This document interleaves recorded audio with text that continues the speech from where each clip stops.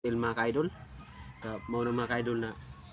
grabe problema na ko ato mga ka-idol, napako gibati kung sao na o ano bang gagawin ko, bakit ako binigyan ng ganito.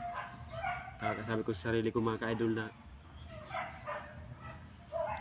samtang may duty ako mga ka-idol, sa may trabaho ko mga ka-idol, kailangan talaga mag-ipon mga ka-idol, kasi hindi natin alam yung kailan tayo magkasakit o kung ano yung mararamdaman sa katawan natin. Lalo na mga ka-idol yung partner ko mga ka-idol kagabi,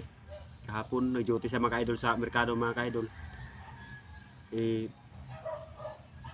nilagnat mga ka-idol, grabing init mga ka-idol, ang katawan niya grabing init. Tapos kung sabi ko sa partner ko mga ka-idol na